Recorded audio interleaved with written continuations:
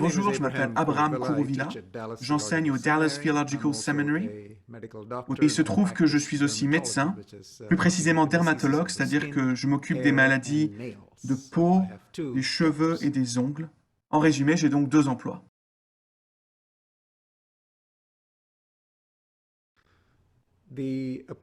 L'approche de la prédication dite christocentrique part des textes de l'Ancien Testament pour les relier à leur accomplissement dans l'œuvre expiatoire de Christ. Techniquement, d'ailleurs, on devrait plutôt parler de crucicentrique, au sens de centrer sur la croix, plutôt que christocentrique, si je peux m'exprimer ainsi. Le problème avec cette approche, c'est qu'elle passe souvent à côté de la subtilité, de la complexité du texte, et qu'elle ne respecte pas nécessairement ce que disent vraiment les textes de l'Ancien Testament. Prenons par exemple Proverbe 25:16. Si tu trouves du miel, n'en mange que ce qui te suffit, de peur que tu n'en sois rassasié et que tu ne le vomisses. Sans conteste, ce proverbe nous invite à la modération alimentaire. Alors comment peut-il faire allusion à Christ ? Est-ce que Christ est le miel ? Ou est-ce que Christ est le vomi ? En d'autres termes, pour relier ce proverbe à Christ, il faut avoir de sacrés dons d'acrobatie. Il en va de même avec d'autres genres littéraires de l'Ancien Testament, comme les récits narratifs par exemple. Ils sont souvent utilisés comme une simple rampe de lancement vers le Nouveau Testament, comme si l'Ancien Testament n'avait rien à nous dire en lui-même et qu'il n'était qu'une sous-section du canon biblique. Dans un certain sens, cette approche pourrait nous laisser à croire que l'Ancien Testament est sous-biblique, si j'ose dire, et qui n'a pas de valeur en dehors de nous pointer vers Christ, qui n'a rien à dire sur la façon dont nous devons vivre.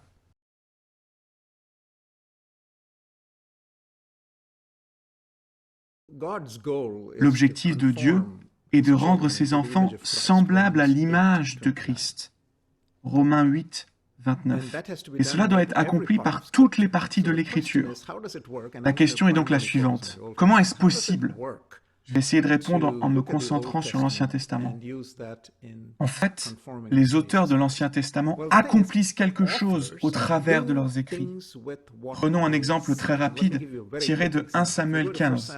C'est le récit où Saül est appelé à tuer les Amalécites. Ce récit commence avec Samuel qui va voir Saül en lui disant « Voici ce que déclare l'Éternel ».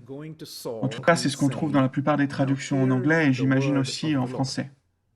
Toutefois, en hébreu, dans la langue où a été écrit l'Ancien Testament, on lit ceci. « Maintenant, écoute la voix de la parole de l'Éternel ». Et pourquoi est-ce que l'hébreu dit ça ? C'est un petit peu bizarre. Gardez cette idée en tête pour une seconde. Vous connaissez le reste de l'histoire. Saül promet qu'il va le faire, mais il ne le fait pas. Il sauve même un chef amalécite et il garde les meilleurs animaux pour lui. Et plus tard, quand il va voir Samuel pour faire son rapport, celui-ci lui demande, naturellement, « As-tu fait ce que l'Éternel t'a demandé ?»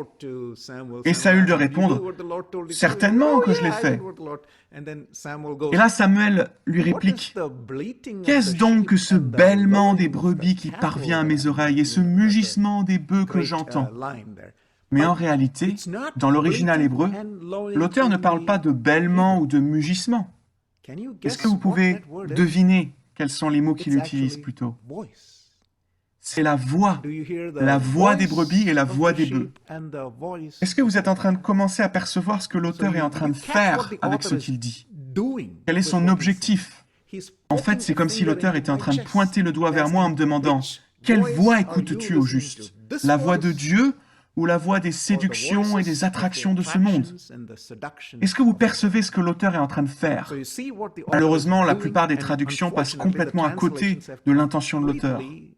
Vous savez, les auteurs bibliques font quelque chose avec ce qu'ils disent. En réalité, ceci n'est pas seulement vrai dans les Écritures saintes, mais dans toute forme de discours, qu'il soit sacré ou séculier, parlé ou écrit.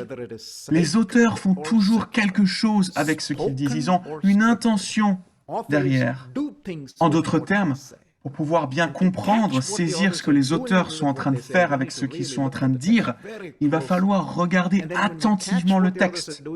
Et une fois qu'on a compris l'intention des auteurs, alors on comprend qu'ils sont en train d'opérer ce que Paul Ricoeur, le philosophe français, appelait une projection dans un monde idéal.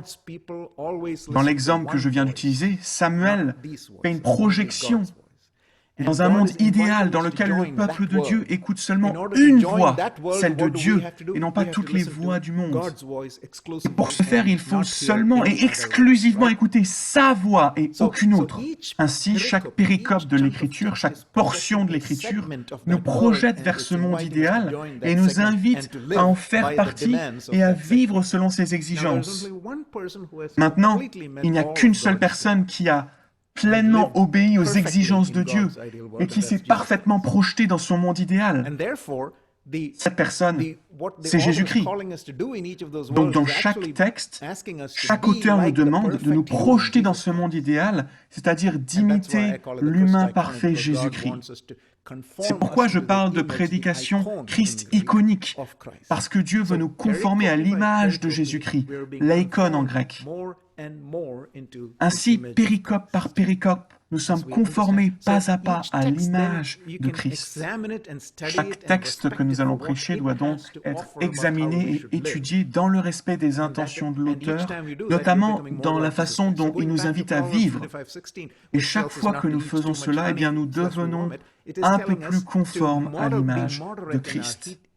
Mais venons-en à Proverbe 25:16, qui dit « Si tu trouves du miel, n'en mange que ce qui te suffit, de peur que tu ne sois rassasié et que tu ne vomisses. » Ce verset nous invite à manger de façon raisonnable et ainsi de pouvoir garder de la nourriture pour nos semblables.